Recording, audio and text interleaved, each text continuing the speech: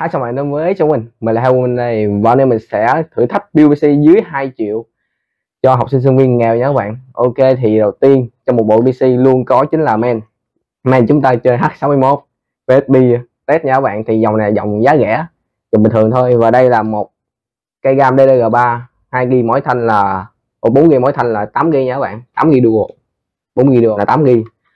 Rồi tiếp thì mình chưa gắn, bây giờ là mình bắt đầu vô lắp nha các bạn. Ok, let's go. Ok, thì bây giờ mình sẽ tháo ra để mình gắn con CPU dưới này vào nha các bạn. Rồi bây giờ gắn vào.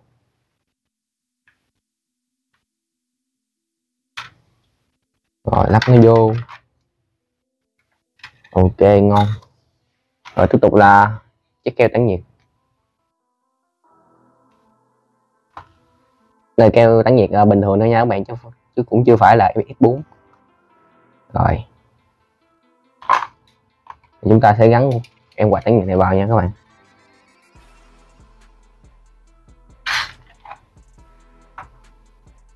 Mình lần đầu mới gắn vì nó hơi bị giấy nha. Thì đây là tản nhiệt Intel stock, cho nên là tản nhiệt nhưng nó sẽ không được tốt bằng mấy cái con CG 1000 hay là mấy con bên ngoài nha các bạn. Tản stock của Intel là luôn dởm, mặc định là vậy.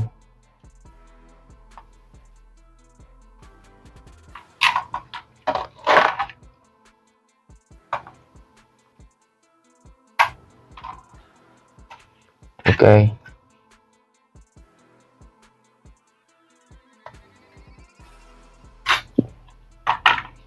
rồi tiếp tục là chúng ta sẽ gắn 2 thanh gam vào nha các bạn.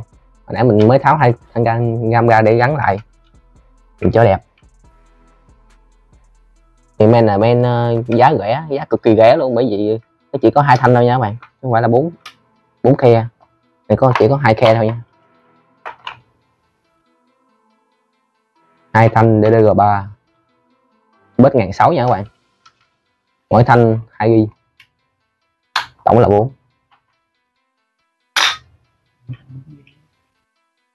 Mình lộn nha các bạn, mỗi thanh 4GB. Tại mình cứ nhớ là mỗi thanh 2GB. Chúng ta sẽ gắn main này vào thùng máy nha các bạn. Đây là em nguồn của nó, em nguồn 350W. Giá cực kỳ rẻ luôn, gì cũng rẻ. Thì cho sinh viên nghèo mà các bạn, nhưng phải rẻ thôi.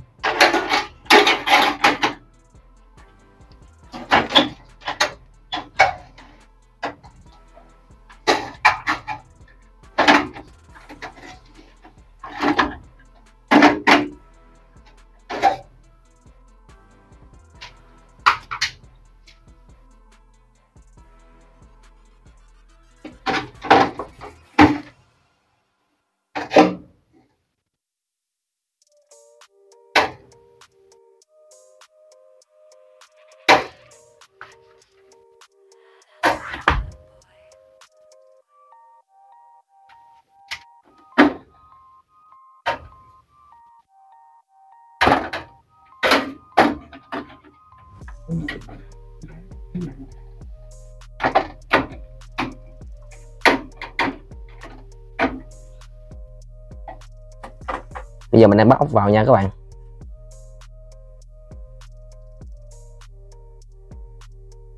Đây là pin CMOS nè các bạn, cho nên là lúc mà các bạn ép xung CPU hoặc là ép xung cái phần mà FLCK á các bạn, ví dụ mà main nó không lên á, thì các bạn chỉ cần rút cái pin CMOS đó ra là main nó sẽ tự động reset lại hết luôn nha các bạn. Reset lại ban đầu hết, xong rồi các bạn mở lên như bình thường thôi. Hồi trước mình ép cái FLCK lên dữ quá, xong rồi mình mới hạ xuống, xong rồi mình đưa ra một kết quả tốt nhất, mình mới lên video hướng dẫn các bạn cái cách ép, chứ lên bậy bạ bị chửi. Khá là ok, tổng hồi xưa mình phá lắm.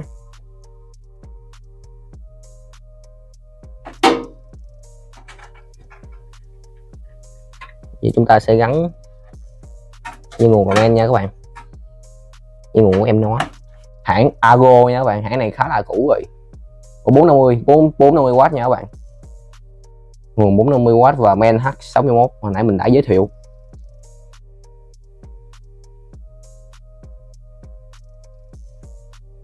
Thì mình mua với giá bao nhiêu thì mình sẽ bán lại với giá nhiêu đó nha các bạn, mình sẽ bao phí ship cho các bạn luôn.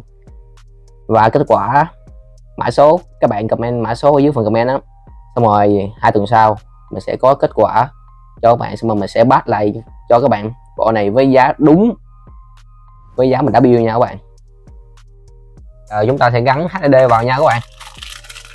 HDD 500GB 7.200 một dòng đó các bạn, nhưng mà vẫn là blue.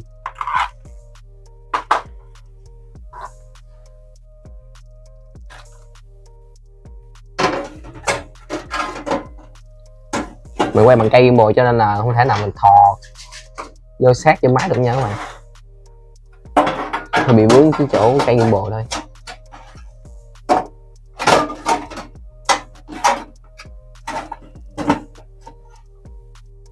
Người thằng bạn mình đang quay, mình đang lắp.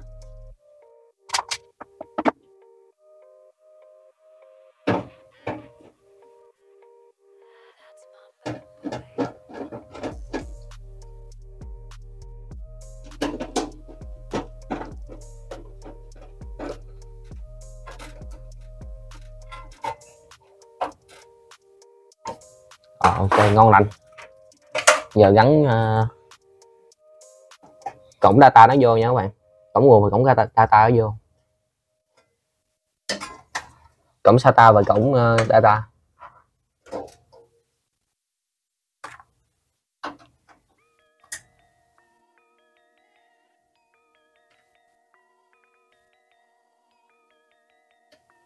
Rồi, ngon lành. Thì bây giờ chúng ta sẽ gắn con GTX 660 này vào nha các bạn. 2GB DDR5 192 bit nha các bạn. Và hãng là Palit nha các bạn. Mình chơi hãng Palit cho rẻ. Rồi bây giờ mình sẽ gắn vào.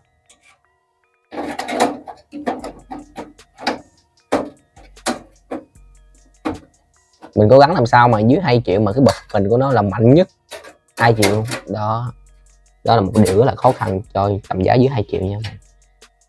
Con này là mình đặt trên Facebook nha các bạn, GTX 660 nguyên bộ này là mình đặt trên Facebook hết, xong rồi mình tới mình test thôi. Mình test xong rồi mình mới lấy hàng nha các bạn.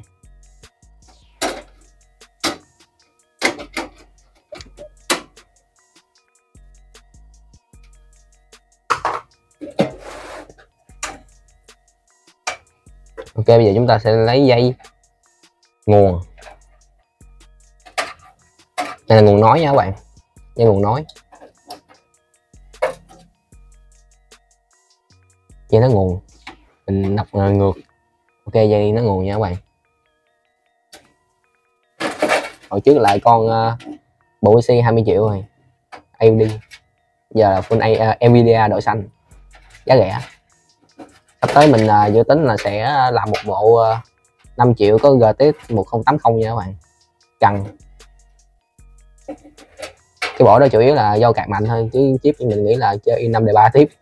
Con này là i3 đề 3 luôn nha các bạn, i3 3220.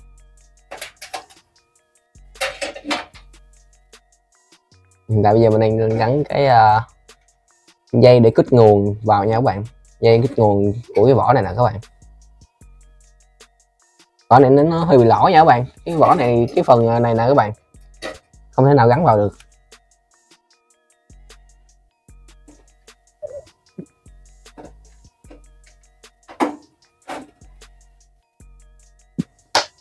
Chúng ta đã hoàn tất PC này rồi nha các bạn. Thì cái HDD này là của mình là sẽ là để chứa game nha các bạn. Thì lúc mà mình bán á, là mình chỉ bán con HDD này thôi nha các bạn, còn SSD chút nữa mình gắn vô á là để boot win nha các bạn. Đó, SSD chỉ có 60GB thôi để boot win thôi nha các bạn, còn game thì mình sẽ chứa trong cái HDD 500GB kia. Ok, giờ là cái phần test game nha các bạn. Thì hồi nãy mình quên báo giá cho các bạn tất cả các linh kiện cho bộ PC này cho các bạn nha. Thì bây giờ mình sẽ báo nha các bạn. Thì đầu tiên là một em nguồn 450W của thằng bạn mình cho. Vì thằng bạn mình cực kỳ nhiều nguồn rồi nha các bạn, cho nên nó cho mình nguồn này luôn. Mình sẽ không tính cái nguồn này nha các bạn, mình chỉ tính là main, chip, RAM, GPU và HDD ổ cứng thôi nha các bạn. Đầu tiên là CPU là mình mua coi 3320 3.3 GHz 2 nhân và 4 luồng nha các bạn. Mình mua với giá là 110.000. Rồi cộng cho em quạt tản nhiệt của CPU các bạn, của Intel stock thì mình mua với giá là 60.000, là 170 nha các bạn. 170 cộng cho 2 thanh RAM Ra mỗi thanh là 110.000 nha các bạn. Mỗi thanh là 110, là hai thanh là 220, là 390 rồi nha các bạn.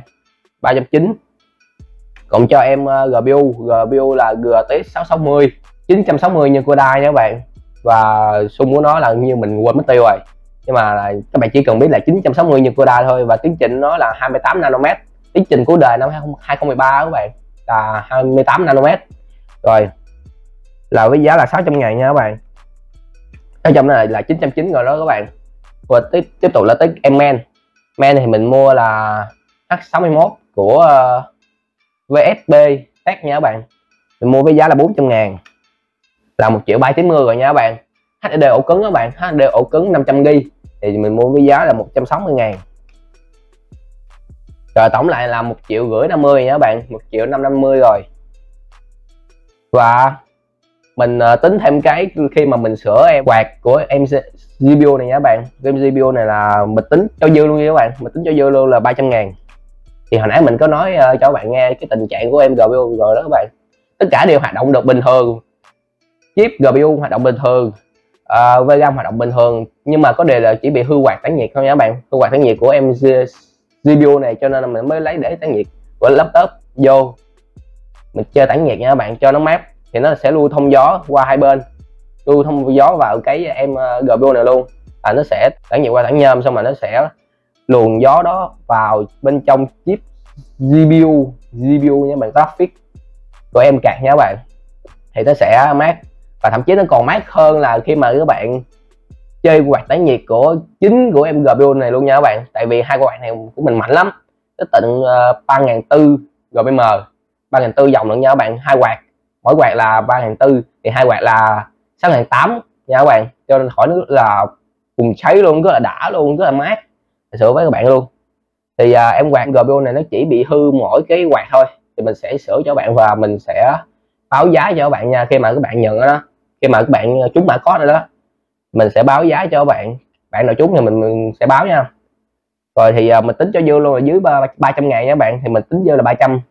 Rồi tổng hết là 1.850.000 nha các bạn. 1.850.000 thì vẫn là dưới 2 triệu, cho là các bạn yên tâm. Khi mà các bạn đem bộ này về đó là tất cả đều hoàn hảo. Mình sẽ cố gắng làm sao mà cho nó price performance nhất có thể luôn nha các bạn, mạnh nhất có thể trong tầm giá dưới 2 triệu luôn. Và mình sẽ làm những gói dịch vụ căn bản của mình luôn là optimize. Ép xung mình sẽ không ép xung nha các bạn. Ép xung thì các bạn có thể lên kênh channel của mình, các bạn xem những cách ép xung của Nvidia lẫn AMD luôn nha các bạn. Cho nên là mình sẽ không ép xung, mình chỉ optimize lại win để cho các bạn dùng cho nó mượt mà, về chơi game mượt mà nhất thôi nha các bạn.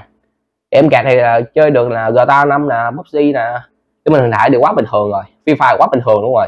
Thậm chí là các bạn còn edit video trên em card GTX 660 này luôn nha các bạn. Ok, thì bây giờ tới phần test game nha các bạn. Ok, let's go. Ok, thì bây giờ chúng ta sẽ tới phần test game của em máy dưới 2 triệu này nha các bạn, với em GTX 660 này nha các bạn. Mình sẽ để cài đặt của nó là UHD và 60 fps nha các bạn, 120 luôn. Rồi ok, advanced nha các bạn. Ok, tôi sẽ để là vừa medium vừa low nha các bạn, nửa low nửa medium. Ok, rồi mình sẽ để thử cơ là 2x luôn nha các bạn, ở chơi liều lên 2x luôn. Rồi bây giờ thì chúng ta sẽ tới phần test game vô thôi. Thì mình mới lên Shopee đó các bạn, mình mới xem là cái hoạt độ của em GTX 660 nè, thì mình mới biết là cái giá thành nó cực kỳ rẻ, chỉ có 120.000 thôi nha các bạn. Một con là 60, hai con mình đặt hai con là 120.000 nha các bạn. Mình sẽ độ lên cho các bạn để cho bộ phận, tất cả các bộ phận trong em máy này đều đầy đủ để cho nó mát mẻ nhất và hiệu năng cao nhất có thể nha. Và sau đó mình sẽ bắt lại cho những bạn may mắn ở trên kênh mình nha các bạn. Rồi bây giờ mình sẽ là test game Forza Horizon 4 nha các bạn. Ban đầu là mình định chơi 5, mà thôi với hiệu năng của em máy này thì khuyên các bạn nên chơi 4 thôi, chứ chơi 5 là hơi đuối đó. Đuối đó các bạn hơi đuối. Nhưng mà hơi đuối thì phải nói là 750 Ti là chơi Forza Horizon 5 mới là hơi đuối nha các bạn. Rồi 660 thì đuối nha. Mà dù gì đi nữa thì 660 mới mạnh hơn 750 Ti nha các bạn. Nvidia họ giữ tiến trình 28 nanomet từ đời 600 series tới 900 series, mãi đến 1000 series các bạn thì nó mới đột phá là 14 nanomet nha các bạn. Không hiểu nổi Nvidia mà trong khi đó với GX 500 series của AMD các bạn, người ta đã lên tiến trình 7 nanomet rồi. Xong rồi AMD nó giữ 7 nanomet tới đời GX 6000 series luôn để cho Nvidia đuổi kịp với các bạn. Tiến trình càng ít đó, càng nhỏ thì cái sức mạnh nó càng nhiều nha các bạn, càng mát nữa.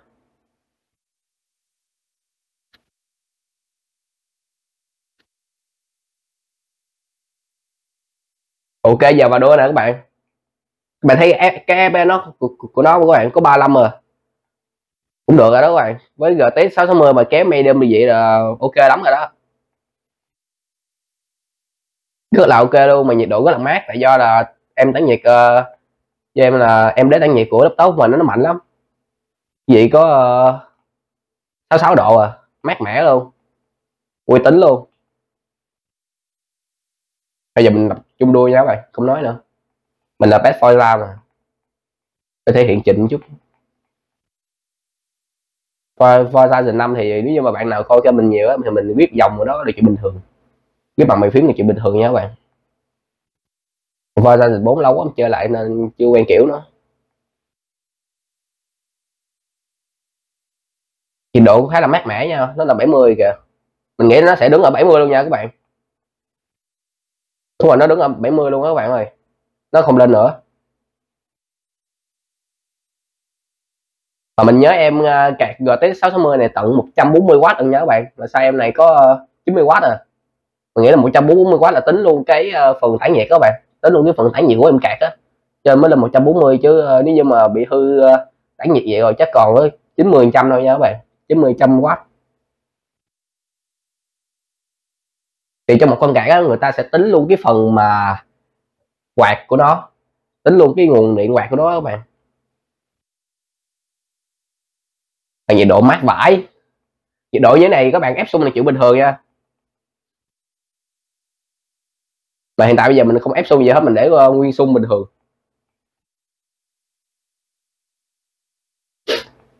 Ôi Full HD mà kéo như thế này là hay lắm rồi đó các bạn, trên 35 fps là hay lắm rồi đó.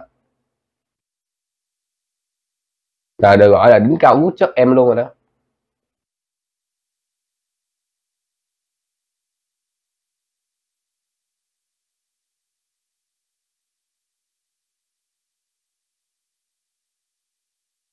Nhưng mà các bạn giảm xuống lô thì còn một hơn.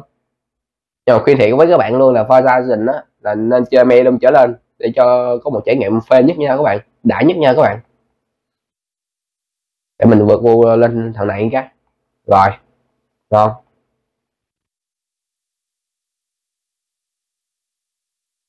Thì Forza 4 các bạn là mình mua bản quyền bên Steam, mà Forza 4 thì hồi trước là mình chưa gắt chứ phải.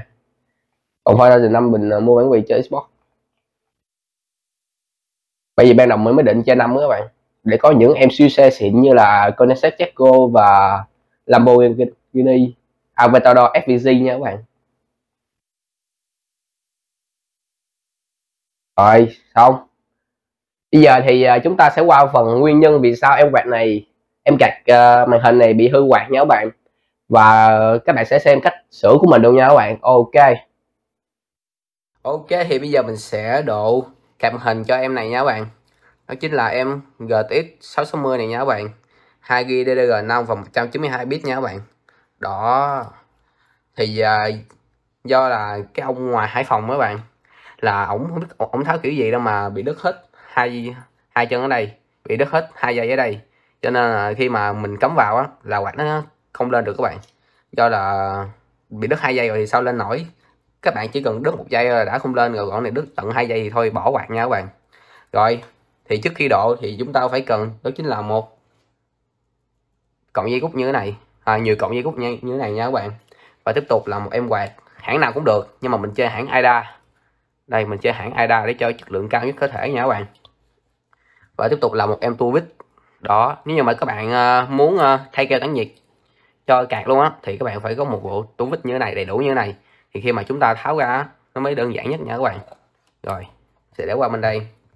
Và đầu tiên là mình sẽ đo cái diện tích của em quạt này trước nha các bạn. Thì đầu tiên chúng ta để vô chúng ta thấy là nó bự hết nguyên con cạc luôn rồi.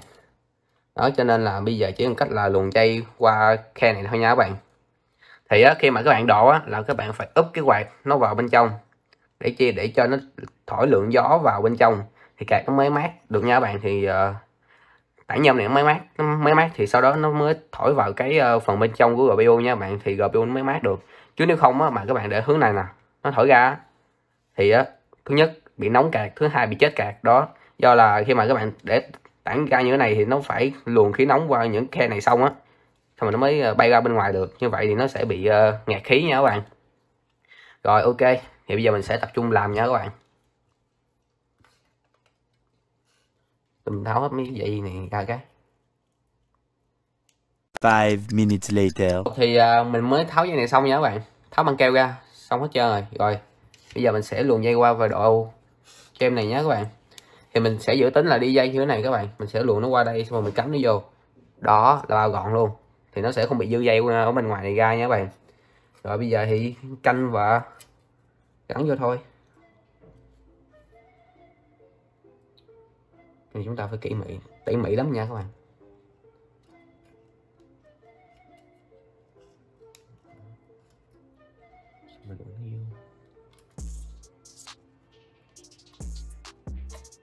Bây giờ tự mình đo thử thì coi nó đều chưa nha các bạn. Ok, đều rồi đó. Okay. Nhưng mình gắn hơi bị mượt, có lẽ là phải từ trên đây vòng xuống nè.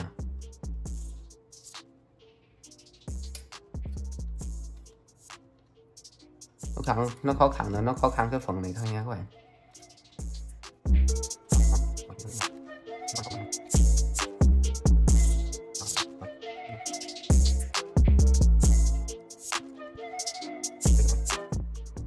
Ngon lành.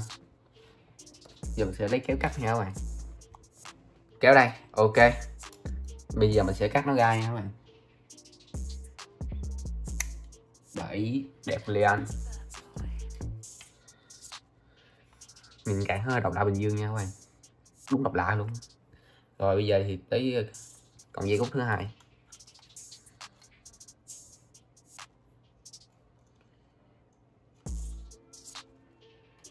Mình phải làm chi tiết như thế này khi mà mình bán cho các bạn á, thì các bạn yên tâm mua.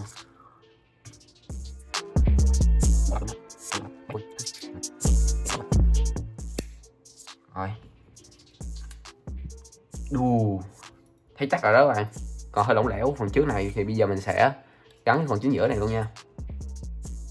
Tại vì á, chủ shop của em quạt này các bạn là họ chơi kiểu là họ chơi gắn 2 dây cùng lúc, rồi gắn 2 dây quạt cùng lúc.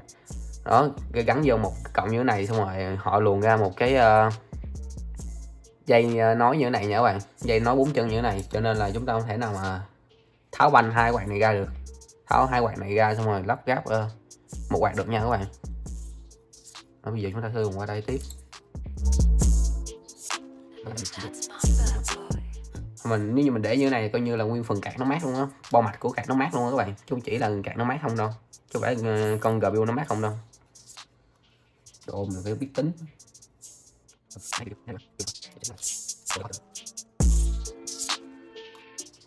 Hơi bị sai nha các bạn.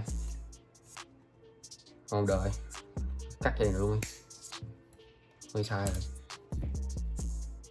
Còn nhiều dây mà các bạn, nên là chả sao.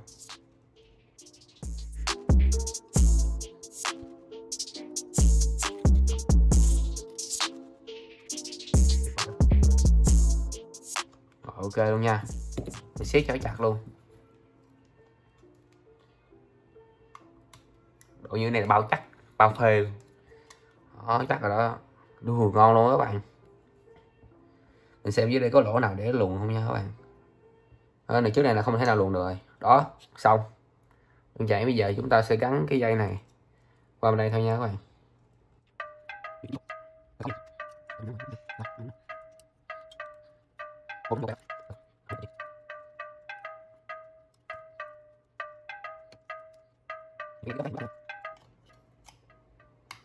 Đó, vô vô vô.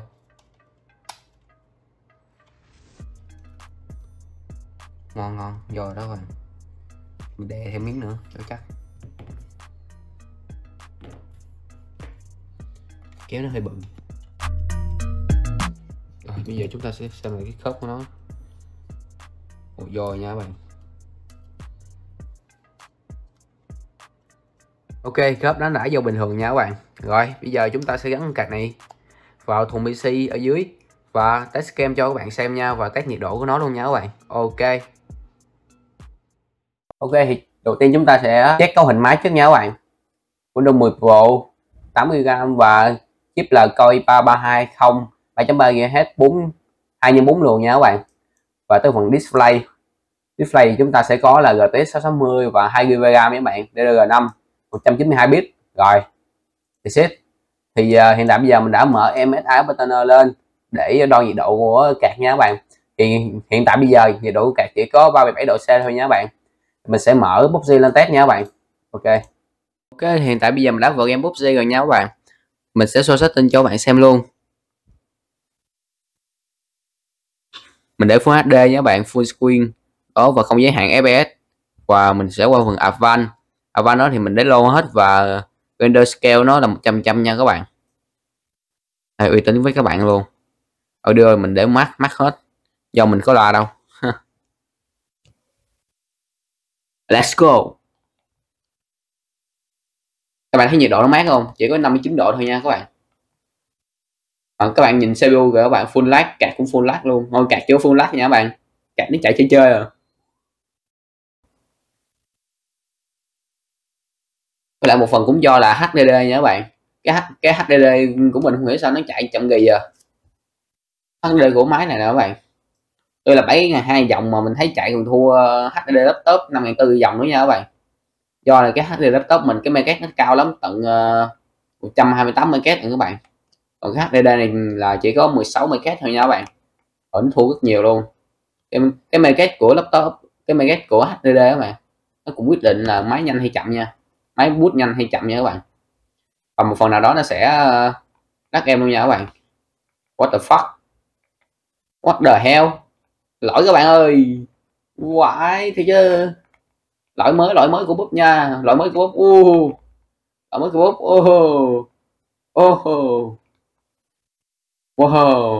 Wow, đi xuyên tường nha các bạn. Ảo thật đấy. Rồi nha, lại nha các bạn. Này lại nè, vãi thiệt, xuyên tường luôn, xuyên cửa luôn. Rồi chơi vậy cũng khá là ổn luôn nha, ngồi nha các bạn. Chơi 40 fps với PUBG. Đúng là độ quạt lên cái cạc đúng mát luôn các bạn, có 58 độ à, 59 độ à, cực kỳ mát luôn nha các bạn. Để tí nữa mình ép xung thử coi nó sẽ lên được bao nhiêu nha các bạn. Ép lên chút thôi, mình không dám ép nhiều nha các bạn, nhiều chết máy thì sao, nên đâu ngu. Thôi lấy cây này đi. Ngoài trạng đạn 9mm nè, đúng rồi, này đạn 7,2 7,62. Mình cài đạn cho nó một cái. K98 K98 đù. What the fuck, xuyên tường nữa, ảo thật.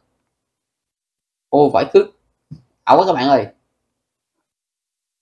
Làm pha xuyên tường nữa, xuyên cửa chứ, lộn xuyên tường hoài. Rồi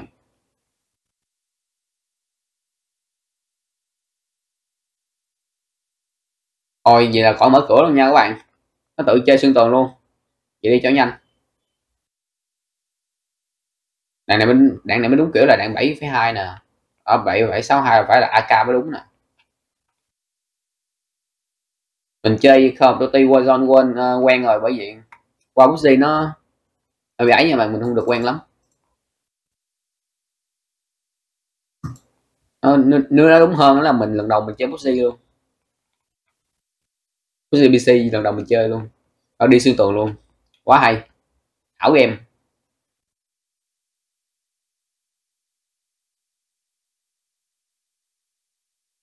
Bơm ok. Rồi mình sẽ test nha các bạn, bây giờ mình sẽ test khói nè. để xem khi mà có khói thì máy nó sẽ tụt còn bao nhiêu fps nha các bạn. Rồi chọi luôn vô. Rồi để xem có khói máy nó sẽ tụt còn bao nhiêu fps nha các bạn. Đợi cho nó render.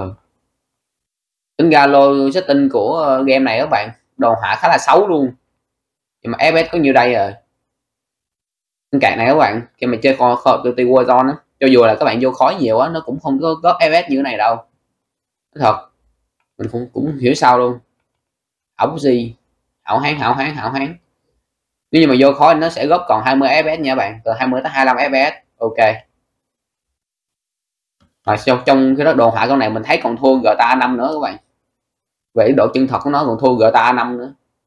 Phải thiệt. Low setting nha. Bên GTA 5 các bạn, mà các bạn để normal setting là setting thấp nhất của GTA 5 á, thì nó vẫn đẹp hơn là PUBG nha. Thấy là vậy rồi xong đứng máy. Không, này do HDD lát chậm nha các bạn. Gặp tình huống này hoài gì. Nhưng mà các bạn bỏ qua SSD á, thì chắc chắn với các bạn luôn là nó sẽ không có còn hiện tượng bị đứng khung hình một cách bất ngờ gì nữa nha các bạn. Đó. Họ mở cửa đi xuyên cửa luôn. Quá hay cho em game PUBG. PUBG luôn. 10 điểm PUBG nha PUBG. Mình chỉ test chơi thôi rồi chứ game này mình không thích chơi nha các bạn, bút quá nhiều lại hát quá nhiều, bỏ. Test chơi vậy thôi. Rồi tự tử nè anh em. Rồi ok, tự tử nha các bạn. Bye bye. Đù còn nữa cái máu luôn. Khu này là khu hình như là school nè. Mình chơi trong bút mobile cho mình biết nha các bạn. Bút mobile mình chơi gần. Bút PC bỏ đi. Rồi test luôn. Tải chơi thôi chứ mình cũng thèm bắn nữa. Có địch 3. Là gài đạn 3. Ủa rồi. Đúng, 2 thằng luôn các bạn ơi, bỏ đi. Thôi chơi chết đi. Ok, mình test đến này thôi nha các bạn. Rồi bắn đi mấy ba ơi, bắn đi. Rồi không ai bắn mình hết nha các bạn. Ok, kết thúc màn test game tại đây nha các bạn. Ok, thì bộ PC này mình sẽ bán lại cho các bạn với giá 1.750. Thì hình thức chơi là như sau. Đầu tiên là các bạn comment ở phía bên dưới với mã số 3 số nha các bạn, 3 số hên xui đó. Sau đó là mình sẽ quay số trúng thưởng, nếu như mà bạn nào comment hơn trúng được thì mình sẽ bắt lại cho các bạn với giá là 1.750, đúng giá mình đã làm luôn nha các bạn, và giá mình đã sửa này luôn đó. Mình không tính công gì hết luôn nha các bạn, mình không tính công gì hết. Mình mua quạt này là 2 quạt là đúng 60.000, tổng là 120 đó. Thì mình sẽ bán lại đúng giá là 1.750. Và cái khay này các bạn, cái khay này là mình mua 80.000. Cái cây bên ngoài này các bạn là mình mua 80.000, thì mình sẽ cộng thêm 80.000 này nữa là đúng 1.750 luôn nha các bạn đó. Ok, nếu như mà các bạn thấy video này hay, bạn nhớ like, share, subscribe, nhớ để lại comment bên dưới cho mình nhé. Và nếu như muốn mua bộ PC này về sưu tập hoặc là để chơi game cho những bạn sinh viên không đủ điều kiện á, thì các bạn cứ comment phía bên dưới, nếu như bạn nào hơn thì bạn đó sẽ trúng được và mình sẽ bán lại giá gốc. Ok nha các bạn. Ok, bye bye các bạn.